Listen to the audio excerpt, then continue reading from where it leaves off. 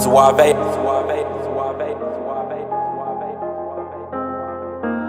I've been in my bag for a while, I'm invincible. Story of a young boss, grinding shit get critical. Calling on my bros one time, cause you special. I had some hoop dreams of right rounds for my mentor. Every target that I shoot is on point like a pencil. Different route, changed relationships, I'm so sorry. Came up from the trenches and I made it, I say hardly. Now That's something that we spoke a little bit about when during my time in Portland. You know, you get a lot of these younger guys in the league, and OKC's been like, you know, the go-to model looking at it, outside looking in, but it's player development. Facts. Man, like, and for those young kids out there, it's player development. Yeah. It's the fundamentals. Those things translate. You know, you have all the talent in the world, but once you start like rearing it in, oh man, sky's definitely the limit. Alrighty, guys, we're back with another episode of the What's in Your Bag podcast presented by Bet Online. As always, I'm your host, Andrew Robinson, and before we get into our special guest today, y'all know we got to get the nitty-gritty out the way. First and foremost, guys, as you can see, man, we are in studio again for our 5th in-person episode. We're live right here in Beverly Hills at Slap Studios, LA. So if anybody's out there looking to record an episode, a beautiful studio, a beautiful setup, man, make sure y'all come tap in Slap Studios, LA. With that being said, if you're hearing this on YouTube, go ahead and stop what you're doing, subscribe, tell a friend to tell a friend, give us a thumbs up. If you're hearing this on Spotify, Apple Music, Google Podcasts, whatever floats your boat, man, make sure you give us a 5-star rating. Again, tell a friend to tell a friend, give us some feedback. We appreciate it all, man. But without further ado, guys, I'm pleased to be joined by a special guest today, man. Somebody who I had the pleasure of running into in LA not too long ago. You know what I mean? But that's how the basketball community works. Exactly. I feel like this basketball thing is super small, man. But it's somebody who is incredibly talented, has an incredible story, an incredible journey through basketball, and is now transitioning into a plethora of things that we're going to hit on this episode today. But we're pleased to be joined by Justice Bartley, creator, athlete, tech startup founder. My guy, thanks for joining us today, my guy. Appreciate you. Man, appreciate you being me, inviting me here, man. Like, it's no lie, the studio is unreal, man. It's nice. You know, the whole setup you have here, the platform is amazing. Thank you. No, I appreciate it, man. Again, make sure y'all come and check out Slap Studios, man. Now, I got to throw a curveball at you, man, because I had this in the notes, man, but you know, I feel like I didn't want to throw it on there because I didn't want you to have time to prepare for an answer. You know what I mean? Yeah. So, we gotta take a stroll down memory lane. All right, we gotta take a stroll down memory lane. I'm gonna need you to just give me your unfiltered opinion on this. Oh, what's going? Because you were at UVA. I knew it. Okay, yeah, done. Come on, let's go. Yeah. You were at UVA. During the historic 16-1 upset against UMBC. Yep. So I need you to take me through, like, number one, during the game, like, because I ain't gonna hide, they kind of got y'all by a significant margin. Yep. So during the game, what's you guys' mindset? Was it like, when did you kind of realize, like, oh, we really might lose? I feel like you guys, as the number one seed, like, we gonna come back. Like, first halftime, we gonna smack them. Second half, 10 minutes left. We still got time. It's like, oh, hold on. Like, yeah. So talk about that game, man. Talk about that game. Okay, so the for one, slowest game I've ever been a part of. You could just see the clock taking its time to tick, you know. Yeah. That was a slow death. You know. But again, yeah, like the chemistry in our team was so strong. Yeah. So guys were like, okay, no, we got this. It's cool, whatever. And you really want to continue to stay optimistic. Right. I'm not sure when it happened, but you can definitely, like, see guys on the bench just start like, yo, are we really losing right now? Like, we really about to lose this game? And you don't want to, even when you say it, you don't want to accept the feeling, Right. you know? So, I mean, it was just a challenge, man. That whole game, the way the season went, Right. it was great for us. Like, we locked in. Yeah. We were number one. I think we hit number one, I want to say like a month or so, maybe even more before the end of the season. So It wasn't like we got it at the end, you know, we struck gold. It was like, we were locked in. We were number one and held the spot for a minute. Right. So it was tough, you know, seeing that result. Going into that game, do you remember, like, what the mindset of the team was? Do you feel like y'all, like, took them lightly? Do you think it was just kind of they were just better that day? Like, what was that kind of, like, mentality going into the game? Because I feel like, again, up to that point, that had never happened. So I think there's no way in your mind you're like, we about to lose. You know what I mean? Yeah. So for everything that we did to prepare, there's no way we thought that game was going to be light. Right. If anything, we were like looking forward to it. We were like, okay, cool. Like let's go ahead, get this dub, move on to the next. Right. I was personally looking forward to it because Arizona was, on our side of the bracket. Yeah. My boy Zoe was playing for him at the time, so we were like, facts. yeah, Bucket, by the way, man. Alonzo Trier, for y'all who know Zoe, Alonzo Trier, look, real problem. Real problem. All right, hold on, real problem. All right, so. That's what the mindset was, but it was messed up. So, yeah, I don't know shame in my game. I didn't play, right? But I don't know how, I think it's CBS or somebody got a photo of me, and I was just sitting there on the bench, like, looking like I was, like, sad, bro. Like, I was about to cry. So it was crazy, but, no, man, it was we were locked in, man. The mindset was strong, and we wanted to put guys away. So they started out pretty strong, like hit us first. And I would say our style of how we played is structured to keep games tight, to keep us at the advantage. Right. But there's like a blind spot. You poke a hole, and it's tough to come back from after that. So yeah. Do you remember what Coach Bennett said to you guys in the locker room after the game? Like, what was kind of his message to you guys, and what was the feeling like in the locker room after that game? Yeah, no, I don't. Sometimes, so ChatGPT wasn't there then at the time, right? But I swear this dude, like, just always knows what to say. Yeah. So it felt like, if it was today's time, it's like, what do I say to these guys? So, but he said the most perfect thing. It was, he quoted a Bible verse, sun will rise in the morning, or something along those lines. Joy will come in the morning. Joy will come in the morning. Yep. And he told us, like, embrace the feeling, like, don't run from it. Like, it was a tough game, not the outcome we wanted, but hold on to it and then let it go and let's get back to work. So yeah, it was the right thing to say at the time. Yeah. Now, you guys did obviously go back to the drawing board because the next year they obviously won the Natty. You know what I mean? And that was a crazy turnaround from losing to a 16 seed to winning the Natty.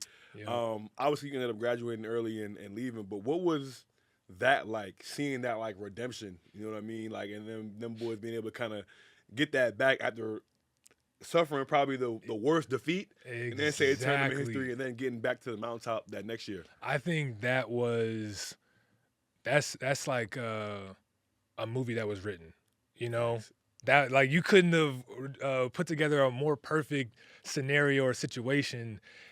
Even during the tournament, there were times that when they started the tournament, the first game, it was like, oh shoot, they about to lose again, and they overcame that, and they just continued to fight. And there's this, I took a photo or posted the photo on my Instagram, and I said, adversity is the price of admission.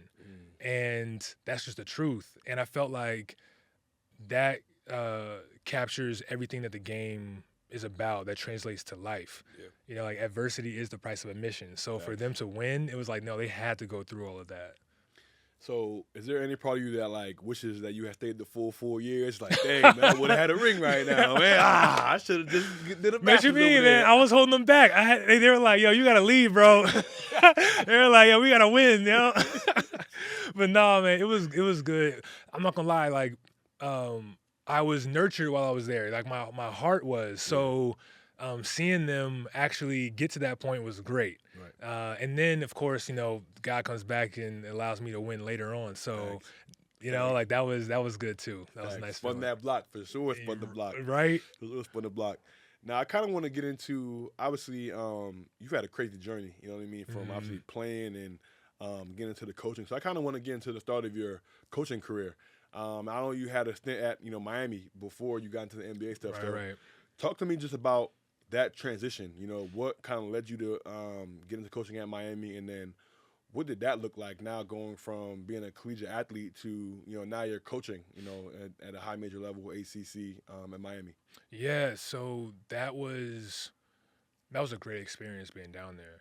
Like, I've been fortunate, bro. You've been in some great spots. Sidebar. Lakers, you know Well, hold what on, I no, mean? hey, Miami. hold on. Yeah, keep going. Yeah, we going back. Yeah, Virginia. Yeah, Montrose. Virginia. Yeah. Charlottesville. That's all. Hey, man. Montrose is cool. Virginia, Charlottesville. Y'all did win there, man. Charlottesville. Yeah. But no, y'all won though, so I'll give it to you. we won. Hey, give it you know to what I'm saying? And I had to say, like, I've just had great coaches. You know, like, like I'm telling you, I got to bring my dad in here.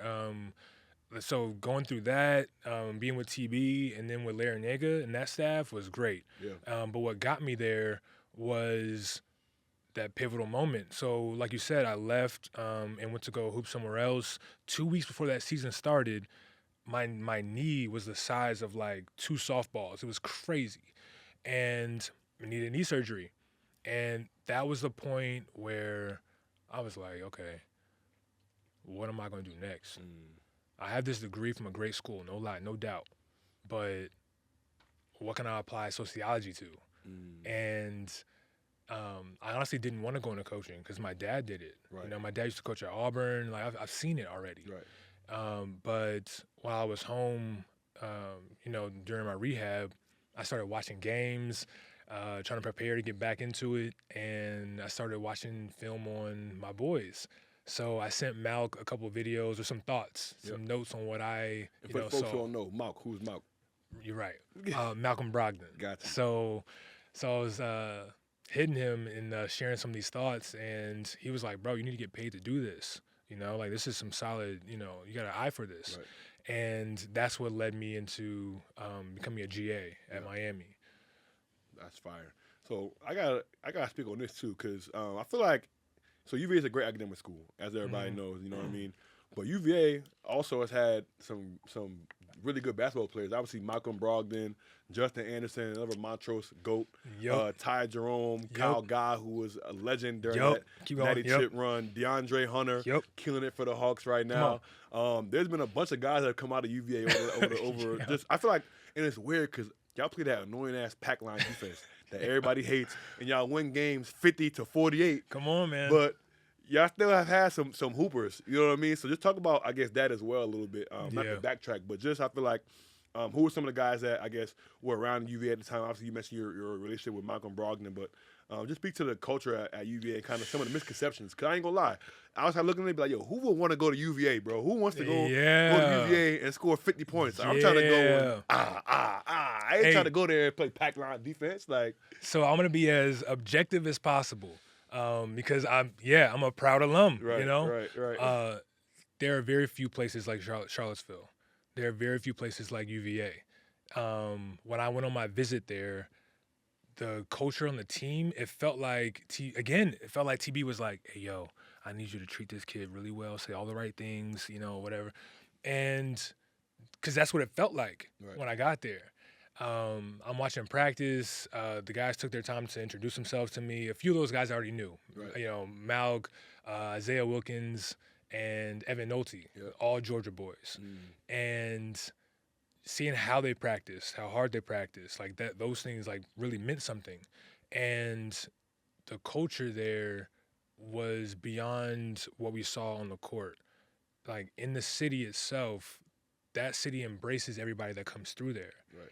And there's so many things, even with the alumni, that are able to like open doors and possibilities for you beyond your time playing there. Right. So those things matter to me because before that I was committed to Cornell because I wanted to go Ivy League. So this was like, okay, cool. They say it's a public Ivy, but like let's see what this really means, and that's exactly the experience that I got.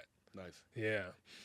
So kind of taking it back to the Miami side, right? Yeah. Like when you're in the trenches, like you're into that first year coaching, right? Like what was that like? What were some of your kind of, I guess, takeaways during that first year? Miami did a great job of giving me the blueprint of what I was walking into for the NBA side. Right. How we structured our workouts, my responsibilities, everything was set up for me to succeed at the NBA level. Right. And it was dope because I got to be hands-on, actually put guys through workouts, watch film. Right. You get a PhD in watching film, there's so much, like, 'cause there's so much to learn. Right. And that was just an overall great experience. But there are times that you have to catch yourself like, okay, like, it's not for me. This is for these young guys out here actually still, trying to get after and chase their dreams. Right. So you have to toe that line between being a professional while still building a genuine relationship, you know? And at the same time, just being there to support them. You're a coach. Right. So it's also tapping into that side. And I'm glad that, having seen it and been around it for a long time, it just felt really natural for me. Right. That's dope. That's dope. So I got to talk about this too, because I feel like my brother's obviously going through this now with the coaching. And you mentioned kind of the film and the PhD. I don't think people really understand the amount of time coaches spend in front of a laptop watching film. I feel like so many people think that being a coach is like, hey, come here, youngin', you should have shot the 3-ball instead of just taking the midi, man, or hey, bro, you know what I mean? Like, they don't understand really like what goes into coaching. And before we even get into just like the NBA side of things and everything, like, just talk a little bit about the grind of coaching and like some of the things that people don't really take into consideration when they're considering being in these type of roles, especially if you're like doing player development or you're in the video room or anything like that. Yeah, I'd say it's going to feel like an uphill battle, but the journey, like, truly, man, I'm starting to feel this now with what I'm doing now, but the journey really is the best part about it. Right. So when I was at Miami, while I was still, helping the guys out, I was sending out letters to everybody. Everybody. At Miami, they have like the envelope with their logo on it. So I knew it felt official. If that came through the mail, it was like, oh, shoot, this is official, you know? So I wrote a letter to, maybe his assistant GM, or their video guy, or whoever it was that I could like talk to. Right. And some guys hit me back, some guys didn't. Yeah. But that's the even getting a response off a letter is crazy though. Crazy. People don't even check the mail nowadays. Yo, let me tell you something, man. I'll never forget because I have it. Sam Presti wrote me a letter back, and I'm like, okay. Yeah, and that's just, it's a reflection on like who these guys are, because they are very busy. Yeah. But what'd it say? No, man, it was like, hey, appreciate you reaching out. Yeah. Right now, you're in the middle of the season, but let's keep in touch. Like, he left the door open. Yeah. And those things are always great. And I would say that, too. The networking, what I learned was networking, it really is building genuine connections and relationships. Yeah. It's not, hey, what do you do? Oh, what do you do? Man, okay. It's not that transactional stuff. Yeah. And there are times when, you may feel like, yo, I just really want to achieve this goal or hit this milestone. That's cool. But coming with the right approach, it always makes both parties feel a lot better. And the grind of actually doing the work is hilarious, honestly. Because you don't think like, I'm not gonna be 2 in the morning, 3 in the morning working on this. Right. You are. Yeah.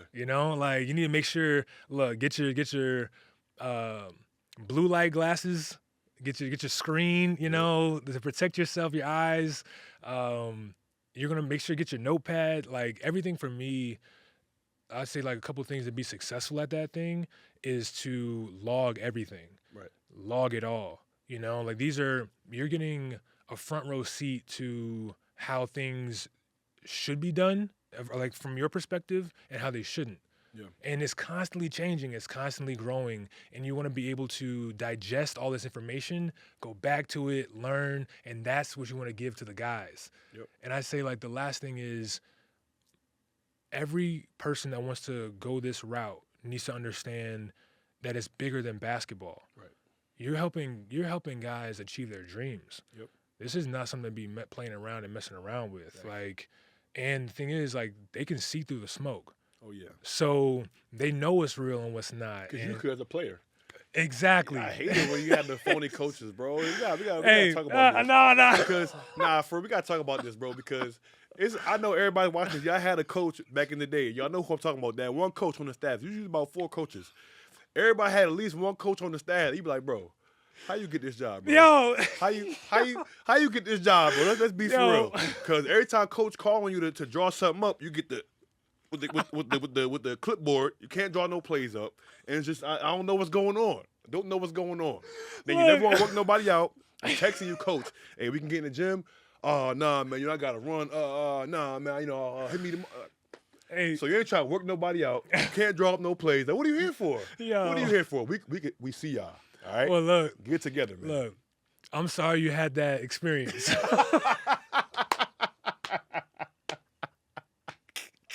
I'm triggered. I'm sorry. I'm triggered.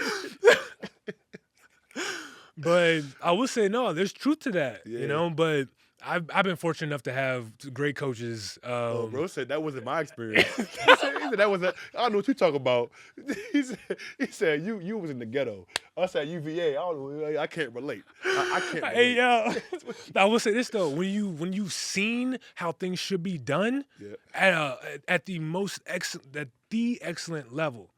Like, I love the word excellence, or like I don't even know if it's real or not, bro, but EX like is come to completion. Like ex-girlfriend is completion. Like, excellence, it's completion. Thanks. So I've seen it. I've seen it my whole life. Like my godfathers, my family, like I've seen guys compete at a very high level, and you just know how things should be done. Right. And that's when it's like, oh man, like I'm here for you. So that's really what this whole thing is about when it comes to coaching. Yeah, if I remember correctly, you got two godfathers that's goated. If I remember Goated. the two Kennys. You know what I mean? Kenny Anderson and Kenny Smith. Yep, that's right. So I know you also said Rod Strickland was your pop's best man in his wedding. That what you said? Yep. That's crazy. That's like basketball royalty right there. That's basketball royalty, man. That's Them, OD. Mark Jackson, they all used to hoop together in New York. Like, honestly, I wish we go back to them days, man. But now, and I get it. The bag is right. Go fly out to wherever you got to go hoop, go play. Everybody has different takes on it. You see Elijah like playing where he's at versus guys playing at Mater Dei or at Paul VI or whatever all these schools are, and it's like, yo. I love the fact that guys back in the day, grew up in the same spot. They played there. The whole city was behind them. Yep. They're all friends with each other.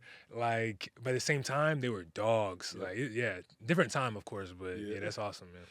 So, kind of jumping now, you're the next year you get the opportunity to coach in the league, and you were with the Bucks your first year in the league, right? Mm-hmm. So, talk to me just about number one, how the opportunity came about, and then. Now you in the league, you know what I mean? Like you shoot. Welcome to the show. You know Welcome to the show. What's those emotions like when you first walk through that facility? You like, dang, you know what I mean? I'm here. Man, I remember that actually. I got up there. I got up there on the coldest, cloudiest day in Milwaukee. That's Milwaukee for you. That's Milwaukee.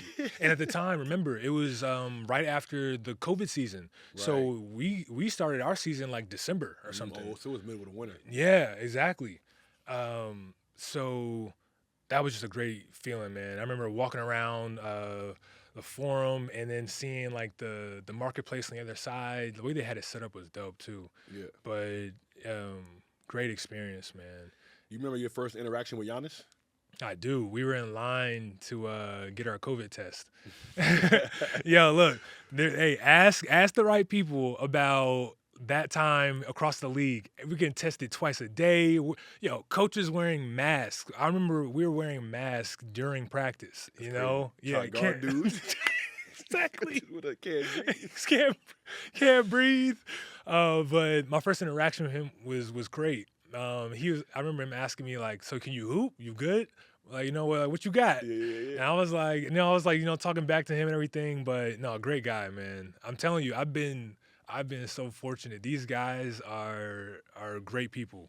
Does he tell dad jokes often? Because I feel like he gets in the interviews and he's always talking about some dad jokes. And I'm like, yo, this guy, is he like that all the time?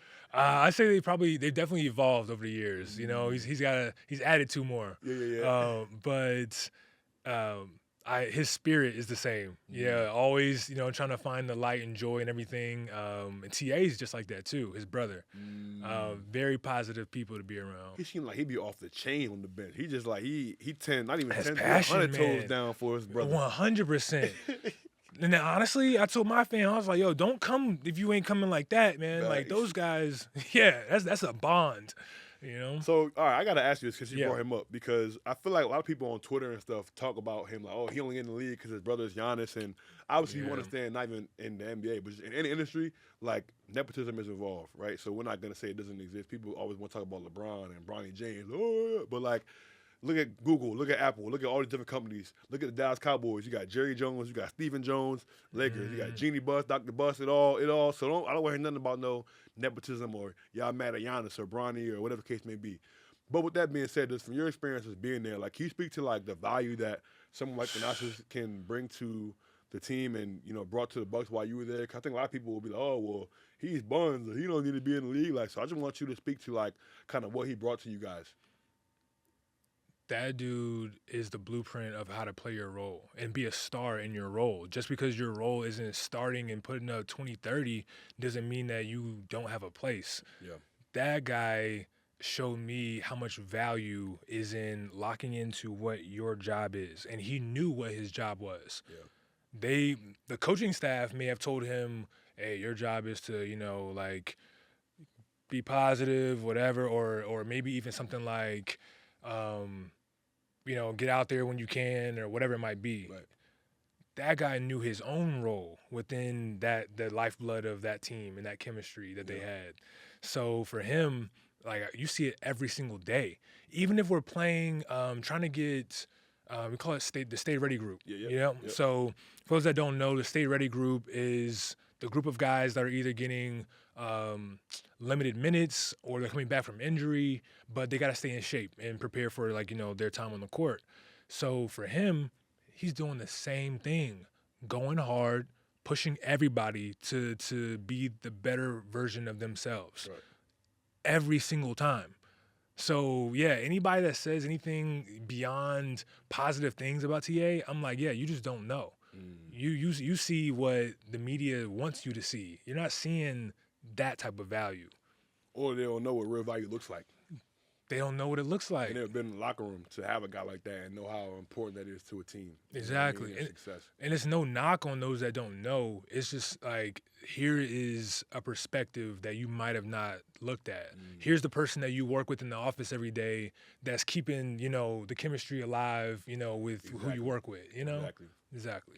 So, obviously, man, you're able to win an NBA championship that year. And God is great. God is great, man. Talk to me about just, I guess, number one, that playoff run. Because obviously that KD, KD toes. I say it now. Man. I see that, KD toes. Man, that almost changed it all. So, but I just want to talk about the playoff run. Walk me through what that was like getting through each round of the playoffs and like, dang, like this. All right, we a little closer. We a little closer. We in the finals. Y'all were down 2-0 to Phoenix that year, and it's like, holy, like slipping away. But so then you guys obviously win 4 straight. The Giannis block, like it was a lot that went on. So talk me through that run that you guys had. That run, obviously, like, new experience for me. Right. And I was in charge of the playoff, what do they call it? Binder. So a physical and digital binder. And this is, I'm telling you, like, this is the things that guys don't know about that role. Right. So my job was collecting all of the games and the scouting reports that we had for the entire season based on who we played. Right. So if it was Brooklyn, it was like everything that we wrote down on Brooklyn, all that stuff, put it together. And every meeting, there was a word related to that team. Right. It went in that binder, you know, organized the right way. Yeah. But no, man, it How was. you even go about compiling that? That's nuts. Yo. That's nuts. Yeah, and look, it goes to every coach. Yeah, but yeah, no, it was a dope experience, man. You start to feel the energy in the city growing behind you. At that time, they had just let fans back into the arenas, like right before that. Right. So the city's feeling live, and Bud's staff. So they've been together. You know, a lot of them coming from Atlanta, so Right. they spend a lot of time together. Right. John Horst, they spend a lot of time together. Giannis and K Mid and like that core crew, they've been together for a very long time. Right. So it almost felt like a well-oiled machine. Like everybody just really knew what clicked, and everybody was locked in. Right. If I needed to stay up 36 hours at a time to get something done, Yeah. it was just like, okay, cool. Like I'm just doing it, you Right. know? And you really feel that payoff every single win, every round you get to, all these different things. Like you really feel it like, okay, it was worth it. And it makes you dig in even more. So by the time we touched on Phoenix, it was almost like you're floating, you know? It was like, okay, cool. Like we're just cracking at whatever needs to get done. And yeah, to win it all, it just makes that feeling, you know, that much more special. Now, when that KD shot went, do you think it was over? You thought it was? Yes, I did. Yeah. That was, man. It was, stomachs turning. So the arena, the practice facility is right near, you know, like where all the fans are watching the game outside. Yeah. So, you hear people like honking their horns, mad. And then it just gets quiet. It gets quiet. And then next thing you know, like KD toes, Yep. you know? Did you hear that podcast clip of Jeff Teague when he was talking about this? Nah, man. Bro, 'cause Jeff Teague was on But the team. hold on, let me tell you, one of the funniest dudes I've ever been around. Jeff Teague. The way he is on that podcast is the way he was. Like, Yeah. no. You Funny, have any man. memories, like funny stories and memories? Yeah, what's your question? What's your question, bro? You have no Jeff Teague stories that you can share on camera with us. No, Wow. nothing. That dude is hilarious, though, bro. We gonna circle the block. I'm gonna work on it. Don't worry. So what was that emotion like for you, man? Just kind of like, you know, when buzzer sounds and maybe it sinks in, like, yo, I'm an NBA champion. You know what I mean? Like, what is that? What was that moment like? That emotion like? What was going through your mind? It felt like your family hit the lottery, you know, because COVID was such a, even though it wasn't the, it wasn't the season where they were in Orlando, The bubble. the bubble. Right. It was maybe the bubble adjacent, you know. We spent so much time together, and everyone was making sacrifices around COVID. Right. Complete sacrifices. Yeah. You know, whoever had relationships in Milwaukee was like, look, I can't compromise whatever. Yeah. You know, like you walking around the crib, like, you know, Yeah. everything. So, like I'm talking about coaches having families, like the family's locked in, you Right. know? Yeah. So it was just so special when that happened. And I just remember being able to like kind of like see outside of myself a little bit. Yeah. You know, like the champagne's popping in the locker room. You're wearing the goggles. Yeah. I still got the goggles now, man. Like it was an exciting moment, man. It felt like it lasted forever. And for me, it was very unique because I was there with Mamadi, who I played with at Virginia. Yep. Yeah. So it was like both of our first years in the league, and we were able to do that. Like that was cool. What would you say is your favorite moment from like our memory, just from like the celebration afterwards?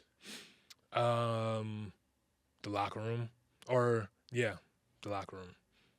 That was pretty cool. Just being able to be around everybody, the trainers, the photographers. I felt bad, man. My boy Nick was capturing the moments, and it's like, dang, man, I wish someone could capture your moment, Right. you know? Yeah. But that was really special. That was cool. Who was the most active in there? Who would you say was the most turned up during the celebration? Can't even remember, bro. I think all of us were on 12. I think we were all on 12, man. Fair enough. Yeah. So obviously, you know, from that you have experience, you know, with the Blazers, the Lakers as well. I want to touch on specifically your time with the Lakers, because I feel like that was the first year with D-Ham. You know, he obviously came from Milwaukee as well, and was able to get that opportunity. You're over there obviously with Bron, AD. What is that like? Because I feel like you come from Giannis, right? Won a championship, and now it's like, dang, this is arguably the greatest player of all time. Well, shoot, I mean, just to even touch on it, shoot, I was also with Dame and CJ Facts. and like those yeah. So it was like I just kept getting fed like the greatest players to ever touch a Wilson and a Spalding. Facts. Like come on, man. It was insane, just seeing that year after year. Like crazy. Given things that kind of stick out to you just from like being around those guys. Their work. Not even their work. I think it's one of the harder things is their consistency. To be able to show up every single day and perform and know like I'm gonna get 30. I'm getting 30 and 10 tonight. Like Right. it's gonna happen. And the consistency as it's faced with adversity. Right. The ability to just push past that. They all get sore. They all get tired. They all have things going on in their personal lives, Right. and they still show up and they still get the job done. Right. They may not win, but they get the job done. So seeing that was great. And what's so unique about LA is the spotlight. You're on an entirely different level when it comes to pressure. Right. And especially for just all those guys, it didn't have to just be AD and LeBron, but you just hear like in the rumor mill, like, oh, such and such might get traded or whatever. Right. And it's like your name, and you're like, oh shoot, like, Right. all right. So those guys being able to just lock in, like that was a great learning lesson, that I took away from. Yeah. Obviously, that year you guys went to the Western Conference Finals in D-Hand first year. That was the first year, right? Yep. I feel like that kind of came out of nowhere, just with the playing and being able to kind of make it through that, and now boom, we here. You know what I mean? So,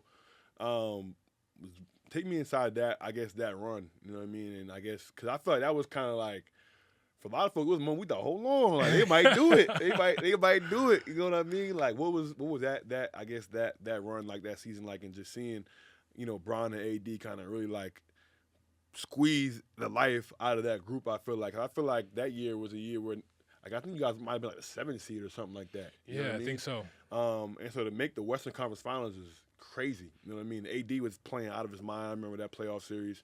What do you remember just from that time? I remember there being this sense of like some fresh energy. Yeah. It's the fact that there's like some fresh air. You just know like, oh, it's the playoffs. Right. This is go get it time, And every single round, even with that, it's like, okay, cool. You just lock in, like you just focus on the game ahead of you. You don't get too far ahead. You don't think about too much about what happened in the past, but momentum builds from that. And from the Denver series, that was just tough, man. That was a tough, like hard fought series on both sides. Yeah. But I will say, playing in Denver, that's no joke. Playing in Denver, I'm not sure what playing in Utah was like back when D. Mitch was there during like those playoff runs. Yeah. But Denver, yeah, like that's Rocking. That's an experience I'll never forget. You just felt like they had amplifiers, behind the bench, poked around, on the back corner. Like it was crazy. It was crazy. Sheesh. So I guess wrapping up that, coaching aspect in LA specifically, just being around Bron, right, every day and seeing his work. A lot of people talk about just, oh, he's 40, he does this, he does that. Like, you know what I mean? Like, from your experience, seeing it up close, right? Yep. What can you say just about the way he's able to do what he does, and kind of what are some of your favorite, I guess, moments just from looking back on the year with him? Yeah. So I'll share a story and then I'll share like what I got from it. Yeah. As soon as I got hired, it was the summertime, and I think this is skipping ahead to August. It was when players started getting back in the gym, and PH hit me with a text late at night like, yo, first one, LJ in the morning, whatever, come with it. Right. And it was like an 8 a.m. workout. It's my first one. I'm like, yo, I'm pulling up hour and a half early, like 6:30. I get in there and LJ's already like sweat, with it in his workout, like his lift. Right. And I'm like, ain't no way this dude beat me to, because he doesn't have to. Right. It's the off season, Right. and it's the first workout. Right. And on top of that, he did it the entire off season, So that was great. Knowing that he got there probably 2.5 hours before the actual workout. Right. But for me, that's just understanding prep, and you can't sit there and say, like, I'm going to go out and have this great workout if your prep's not matching that. If your, post-workout recovery also doesn't match that. So really it's a 4 or 5 hour block. Right. The workout is just what you're doing on the court, Right. for that 1 hour. For the 1 hour, But what I took away from that on a somewhat deeper level was there's something special, and my boy Chris keeps talking about, like, I understand it now. Like, there's something special when you are following your passion and purpose. Like, you're at the intersection of both of those things. Yeah. When you are doing what you're like made to do, that unlocks all kinds of possibilities for you. Right. And when you're able to give, because that's like, let's be clear, like, to perform like that, he's giving an experience to everyone who's watching. Right. So him giving that to the world to benefit from, it's like that's what he's getting in return. Like, being able to continue to sustain all that, he's treating it the right way. So yeah, that's cool. I feel like it's always crazy to hear these stories because it's like you hear these stories all the time about Kobe or Bron, just their work ethic and things like that. And but then you also hear about guys in the league who don't work. It's like, bro, how is it that the greatest player of all time can work harder than somebody who was a first or second year player in the league? You know what I mean? Like, I don't really understand it because it's like you would think that it would be the other way around. Like, the person who's like scratching and clawing, like, yo, I'm about to just bust my ass and, like, you know what I mean? Yep. What are your thoughts on that? Because obviously you have a better vantage point from, I guess, seeing guys work and being behind those walls. But that's something that always confuses me, man. And I think that it's something that I still struggle to understand, like how you guys can get to the league and not put the work in. So the perspective I see from that is that's the result of someone always trying to learn. Those guys want to be coached. Those guys want to be pushed. And that's like a certain type of energy that never dies, Because, again, it's like, what are you doing it for? If you're doing it to get a bag, then it makes sense. You already got your bag. Right. So it's like, okay, yeah, this makes sense. Right. You got what you came here for, flatline. Right. But for elite people, the greatest, top 75, top whatever you want to say, all those guys have that. Whether they're hooping or if they're working, it's like they always ask questions. They're always trying to learn, seek challenges. Like this is not a challenge, or that's a challenge, I'm going for the challenge. Right. Right. They want to be tested. So those are the qualities that I see that stand out, that makes it that makes me understand it a little bit better. Because you're right. It's just like, yo, like, there's no way. And that's what I think is cool to see, because it can come across in different ways. Right. Like, Luka has a totally different style, but that guy is always trying to learn. He's always trying to find ways to take advantage of, the game. Right. So I kind of want to switch gears a little bit from the coaching side. We spent a lot of time talking through your playing career and UVA and coaching, and you made another pivot. And I kind of want to talk a little bit about it. I made them in-game adjustments. Man, a real in-game adjustment, man, and kind of switched to a whole nother route, as a tech startup founder. But before we get into that specifically, something that you talked about was kind of this idea of, like, 2 deaths, right? Like, you died the first death of, like, your basketball career, and then having to grieve that and deal with that mentally and emotionally, and then you talk about, dang, you know, my dad's a coach, like he's this figure, like I've been coaching in college, coaching in the league, and now I'm wait, hold on, you're not around basketball anymore, or you're not coaching anymore, like you're not. Dang, I gotta grieve that now. So, can you talk a little bit about that? Because I feel like a lot of people struggle when it comes to dealing with coming to terms with the end of, like, whether it's the playing journey. Some people that moment comes at different times, because sometimes it's about, you know, it's when you retire from basketball and you're like, okay, well, what's next, right? And you go through that grieving process of trying to figure out what that next move is. Right. For you, it's kind of like, all right, well, I'm still in the game. Now I'm a coach. And now kind of I'm coaching, but now I'm taking another pivot to a whole nother business lane. It's like a whole nother realm. You know what I mean? So I want to kind of ask you, like, what you kind of meant by that, and just what that process was like for you. Yeah. So those, honestly, it was really like 3 deaths. I went from playing a ton of minutes in high school. It felt like that was like, you know, you're just doing your thing. Yeah. I did that to being a walk-on at UVA. Right. Now, even though I earned a scholarship, those minutes were limited. Right. You know, so that was like the first death. Like, okay, now it's a totally different role. I went from starting to now, like, I may not even touch the court. Right.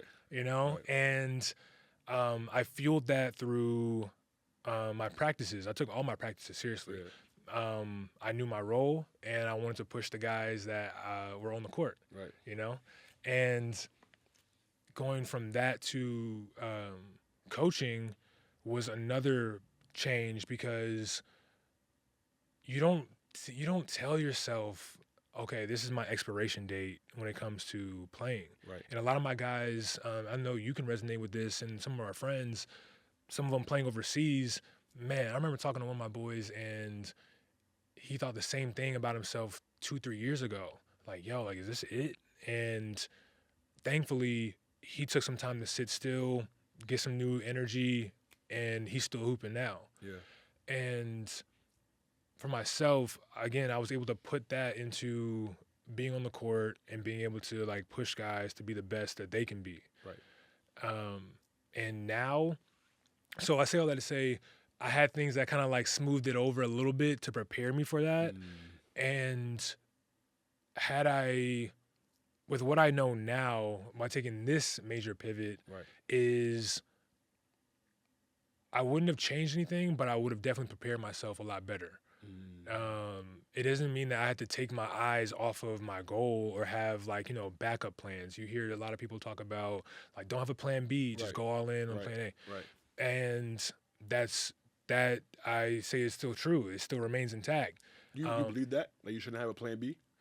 I say you got to equip yourself for anything and everything. And your plan A is what you pay all your attention to.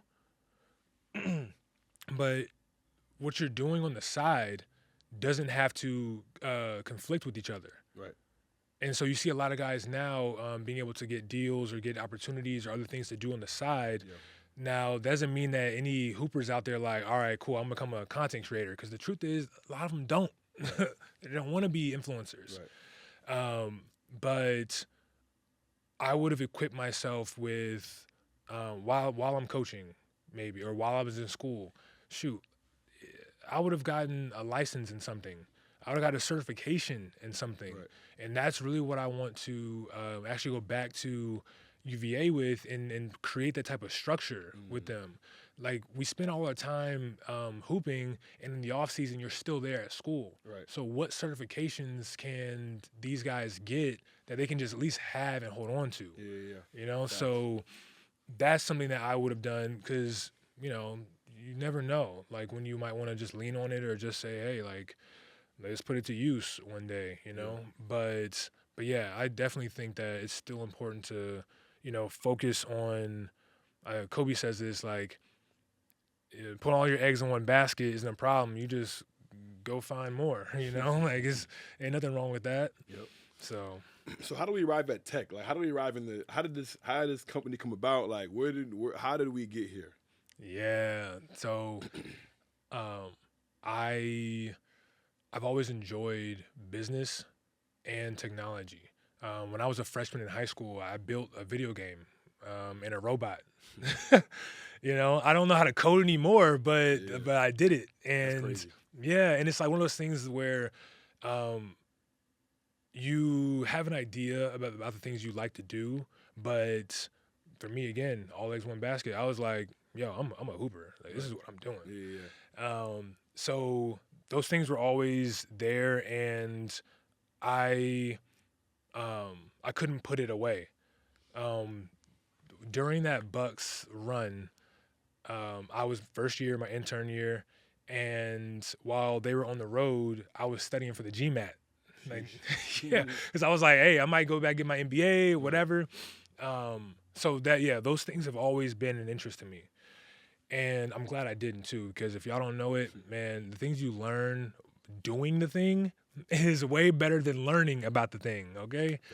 But I caught myself being on the road, after the games or on the plane, and I finished all the edits I need to finish. I would just start learning about all the different trends that's going on in the fields that I liked, but also just the world. Like what is the world doing 10, 15 years from now? Right. Where is that going? Right. And while that stayed, when I got the opportunity to work remote and work for the league, that gave me more time to catch up on these other experiences that I've had for those last 4 or 5 years. Right. And it was cool because it was like, damn, I got a front row seat to see all of it. Right.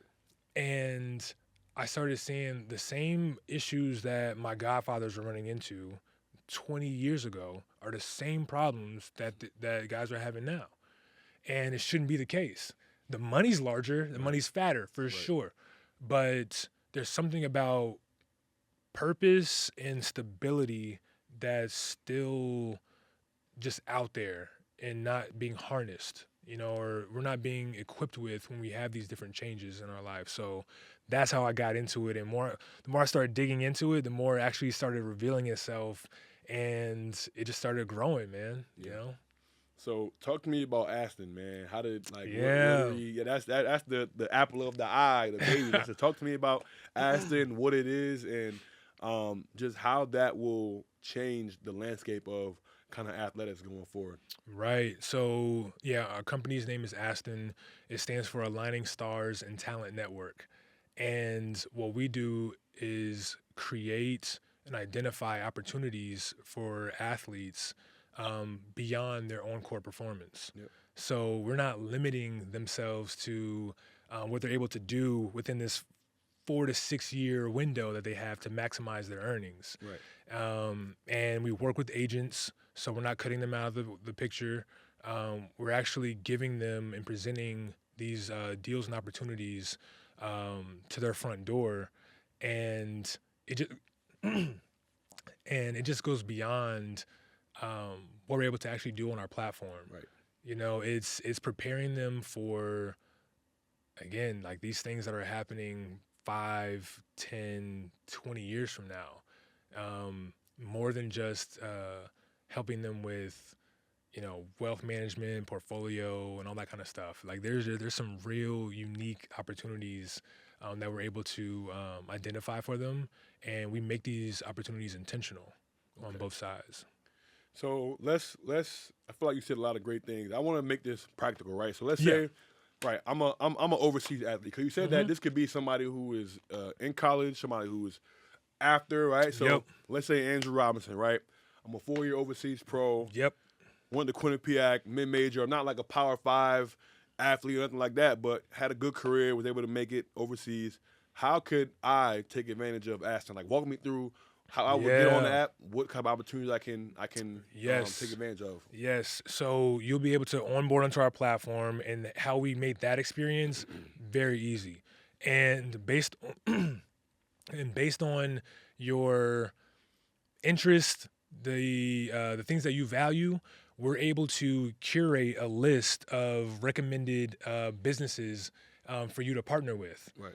And from there, when you decide to connect with, that brand or that business, you get a notification, and your agent gets a notification To Just now, me expressing interest. So let's say I like Nike.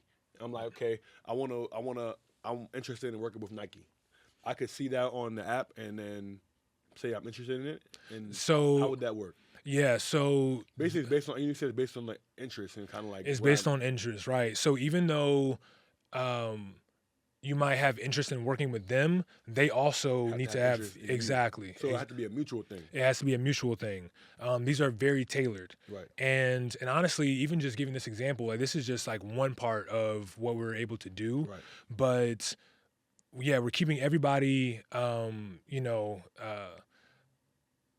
we're keeping everybody together and understanding what the partnership is going to be about, and we don't cut into your check. So we're just taking money from the businesses and the brands because we're helping them in a few other different ways. Right. So that's the value add like on the platform, and beyond that, that's when things really get exciting. Of the things we're able to do off the platform for athletes. This is going to be the platform that's the ultimate concierge for athletes at any stage, at any level, any sport, and that's why honestly. My team keeps beating me up because I keep pushing our launch date back. But the truth is, the more I get it out there in front of other athletes, they continue to give me feedback, which is what we're looking for. So anybody out there who's watching, like, yeah, definitely hit me. Visit our site, ASTN.ai, because we want to hear how we can make this thing unique to you. This is a very special product, and yeah, like it's ultimately like we came down to it. We're definitely gonna we have our launch date, but I'm loving the feedback that we're getting because it's very promising and people are leaning into it. So yeah, it's gonna be special. So what makes this app, this software different than what we have going on now, right? Yeah. 'Cause people will say, well, you can go to different websites now and apply for campaigns with brands, and I can find brands and collaboration and things like that. So what makes this different than what we already have in the marketplace? Yeah, so because there's tons of marketplaces, right? We're different because we unlock lifetime monetization and we protect IP for all the athletes. So we're able to allow them to earn from whether in high school all the way through their retirement. If you decided to retire, there are opportunities out there that we're able to source to make sure that you're able to benefit from your NIL. Because the realness of that 3-letter, acronym is, or abbreviation, whatever it is a name, image, and likeness. Everybody has one. Athletes have one at a different level. But everyone has a name, image, and likeness that they're able to monetize. So that's where we're focused on the ability to do that. And we also, distinguish ourselves by having these integrated ecosystems in place. So it's not enough to actually just have a brand deal. So we're just completing the full cycle. And those are the things that you guys are going to have to check out, when this thing launches. Yes, sir. Check it out. Tap in. I think one of the things that I love just about this era and this time, man, I feel like we're starting to enter into a time period where athletes are more, or they're no longer like one-dimensional. You know what I mean? Like, because there used to be a time, even when I was, and we're not old. You know what I mean? It was when I was coming up where it was like, it was frowned upon to do anything other than hoop. You know what I mean? Like if you had any other interests, it was like, oh, you're not locked in. This is a distraction. This is this. You're not gonna make it to where you want to go. And now you see guys that have. I mean, you look at LeBron. This dude has a production company. Come on. He's doing movies. Come on. He's modeling. Come on. He's in Louis Vuitton. They clone him. Pharrell. They clone him. You know what I mean? It's like dudes have so many different interests. You see dudes in Paris for Fashion Week, and dudes just walking runways and all type of stuff now. And I think that I'm thoroughly enjoying that because as an athlete myself, I feel like I'm a creative person. And so I would love to be able to have a platform to where even I feel like somebody like myself is like, overlooked a lot of times because, like, if you're overseas, it's kind of like you're out of sight, out of mind. You know what I mean? But we still have a unique value and a unique story, a unique, I think, a unique skill set that we can bring to the marketplace. But I think that it's a lot more embraced now in 2025 than it's ever been to have other hobbies. It's almost like you're encouraged to do other things. You got guys streaming and come on. doing all types of things. If you're not, it's like, yo, why aren't you? Facts. Yeah. Facts. So I want to talk about that a little bit because I thought that is something that I think where you can kind of corner the market a little bit because at the time that it's a little bit more acceptable to be able to pursue a lot of these other endeavors outside of basketball, here comes this, this marketplace where we can kind of make that easier for you and be able to bridge that gap. Exactly. So first, let me tell you like why this is important to me. Right. Again, all those hours I spent reading on certain markets, whether they're emerging or transitioning. Right. I started to see the field. I read about, I was reading about, machine learning tools and all these things and how I believe it's somewhere around 70%, if not more, percentage of the jobs that we had back in 2022 are going to be obsolete. Because of AI? Because of AI, but really it's something too that I want people to like understand. There's reskilling and upskilling. So it's up to the companies, executives to retrain who they have. Right. Otherwise, like they pivot, and that's where you see a lot of layoffs. Right. But because I was able to see all of that, and pretty much almost like live in the future a little bit, I wanted to give athletes an opportunity to get ahead of that and to be on that wave when it comes. Right. Because again, like this is also fresh for us. So we are doing other things and being involved in other activities. And I want to be able to connect that, like just be the nexus and the hub for those types of opportunities that come about. Right. Now, what does that actually look like? Because we had another episode with a startup founder named Antonio DePina. If you haven't watched his episode, go back and stream that. It's on our YouTube channel. But he's building a Scouts app.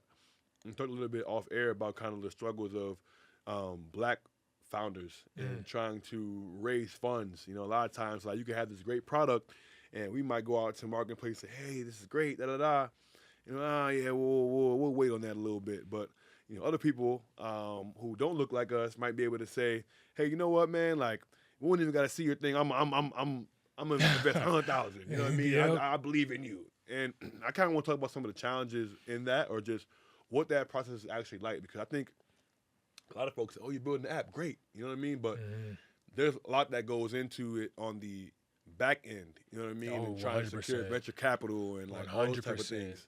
So what I quickly had to learn was to build the right team. So I'm grateful enough to have our CTO who's coming from Spotify, our chief branding officer coming from Netflix, come with that weight. Right. They're coming with, experiences and building companies that are huge. Right. But at the same time, they've also been a part of companies going from 0 to 1. So they've seen their companies, when there's only 10 people in the room and getting these things done. But that was a learning lesson that I needed to have. When it comes to raising capital, what I had to learn was people do want to see a lot of traction, and the market's changed. So 2 years ago, it was like, oh, you got a great idea. You got a solid team. You got these things in place. Cool. Yo, here's $1 million. Right. And so what it takes to raise a pre-seed round, which really means like you have the idea, you have proof of concept, you have these things in place, are now the requirements of what was a seed round. So now you need more. Right. And because it is, like these stats are very real.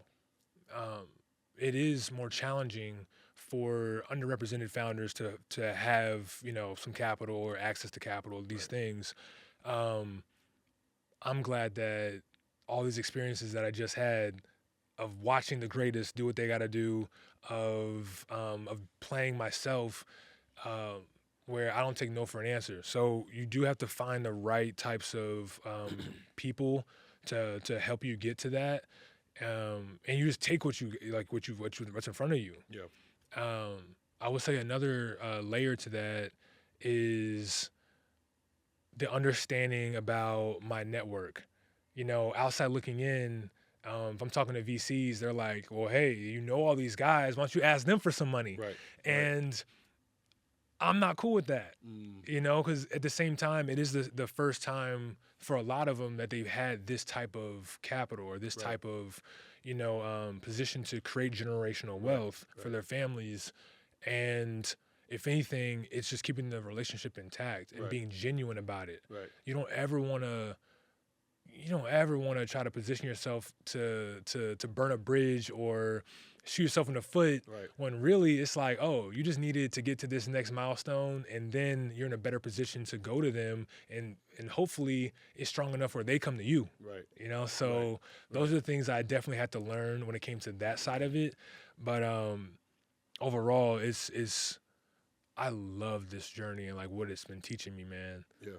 About life in general, what things mean, just even even on a spiritual level, like it's God's a creator and a giver, and we're made in his image. So I'm creating what he's given me to give to others, so yeah, it's that, it gets deep. So for sure. Yeah, this means a lot to me. I can hear it, man. And I feel like, that's what you have to have in order to be successful. You got to really love it and care about your product. You know what I mean? And God is a God of abundance. You know what I mean? He wants us to have everything and more. You know what I mean? So I think that with your mentality and God's favor, the app is going to go a long way. Man, I appreciate that. To see that. I appreciate that, bro. What do you see as the future of Aston, right? Like if you could see, 10, 15 years down the line, what do you think Aston could provide to the marketplace as far as like the things that you would want to see it doing, the people that you can see it helping, right? Like, what does that look like? I can only say because we filed our patent last month, which was great. And mind you, even filing the patent, like that doesn't necessarily mean anything, but it really means that it gives us a jump start into having another competitive advantage, some barriers in place, so long as we execute. Right. But what I can say right now is it's going to be a very enjoyable experience for everybody that's involved in sports. It's going to continue to grow into something that connects us all and create fulfillment of purpose. Like this shift that we're having, like think about it. You dedicated so many hours every single day to your craft. Yep. It gets to a point where you're like, no, like this is my thing to do. Like I'm supposed to be hooping. Yep. And along the way, you start, all these other interests that you have start bubbling. Yeah. Like with what you're doing now, like, dog, like look where we're at, right? So it's being able to help bridge the gap of purpose for not just athletes, but the entire sports and entertainment ecosystem. And how we're doing that is going to be exciting, man. The time is now. It is now. So many things are happening in LA. It is now. So yeah, it's gonna be an amazing journey and a ride. I can't wait to see it, man. I can't wait to see it. And we're definitely going to be following along here, obviously at All Facts and What's in Your Bag to see kind of what's next and everything that comes from it because, shoot, I'm going to be on the app too. Hey, come on, man. I'm on there. Hey. I'm on there when it drops. You know what I mean? I'm I on got there. you. Straight Come up. on. So before we wrap it up, man, we always try to have a little bit of fun before we get out of here, man. So we're going to do a little bit of a draft, all right? And okay. We're two basketball guys, you know what I mean? So we gotta go through a little bit of basketball history, man. And we talked about trying to do a draft like an all-time starting five. What we're going to do is we're going to talk about you're going to have a team and I'm going to have a team, right? Okay. And we're going to talk about matchups, right? So we'll let you go first, right? So it'll go point guard, shooting guard, small forward, power forward, and center. So you get to pick 3 matchups. I'm going to pick 2. And these are 2 players throughout NBA history that you want to see match up, right? We got the debates going on, who better than who. So we want to talk about who, from the point guard position, we're going to start off point guards, who are 2 guys that you would want to see face off as far as like matchup. You got to line it up. We in the park. You know what I mean? We in the park. We in the park with it. We in the park with it. All right, well, then I got to say this, though. I want to see my two godfathers go head-to-head. Kenny Anderson and Kenny Smith. I want to see, look, who's point guard you? Who got the throne in New York? All right? Like, there's a lot of them. There's a lot of them. There's a lot of them.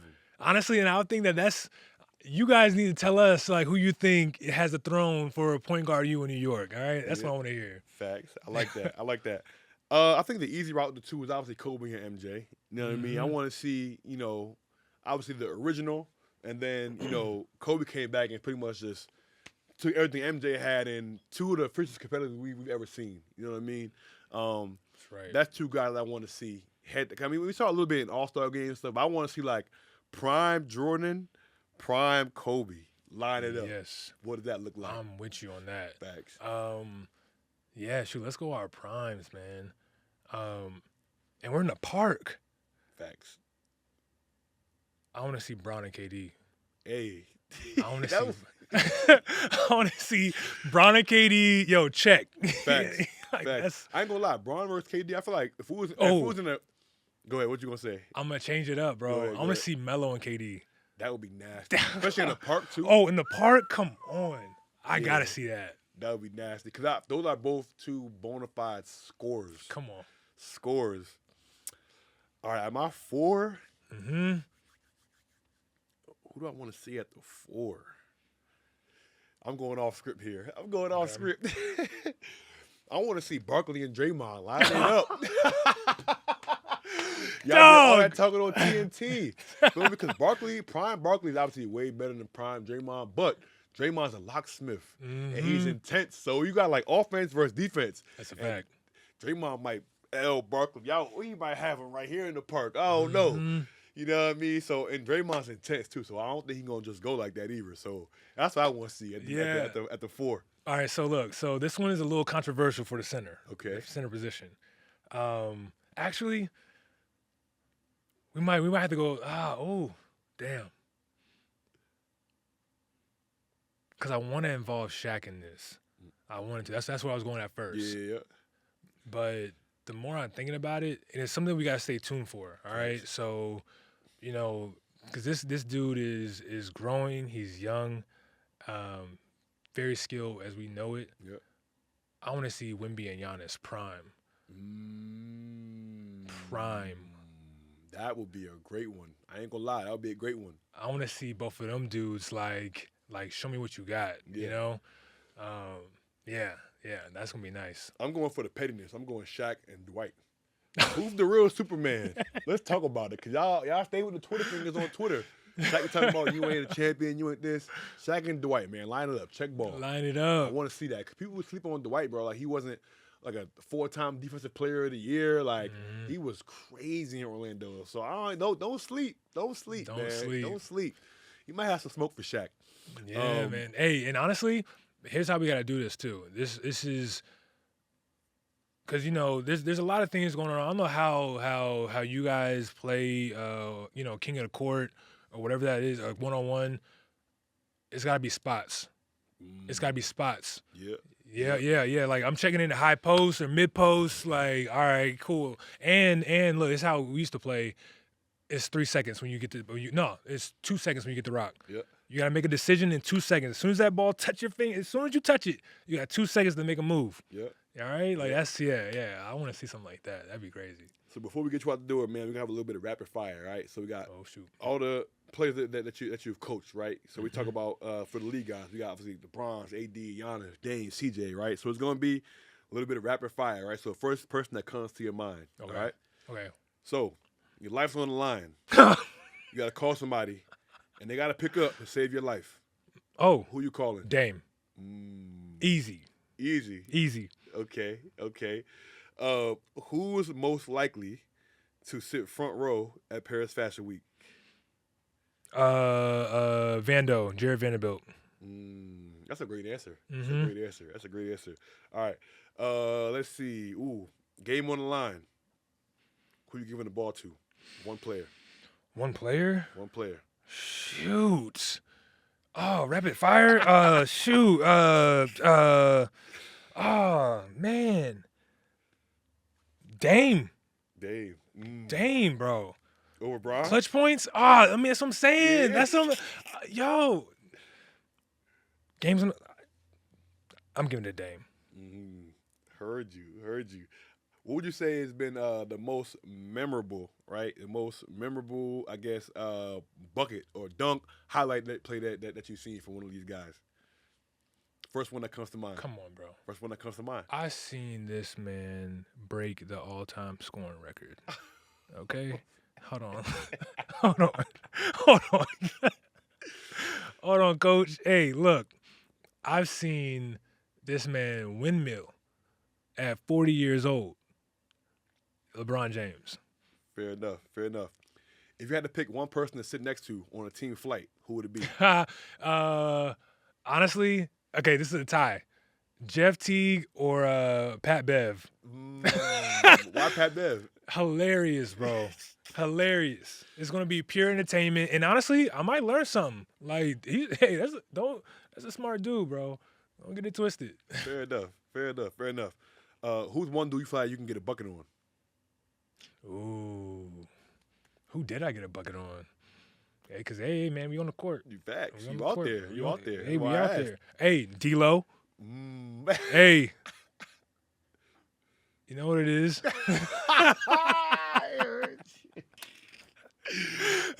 That's a great way Yeah, to end me and it him off. always got that. Yeah, we Yeah. always gonna be doing that.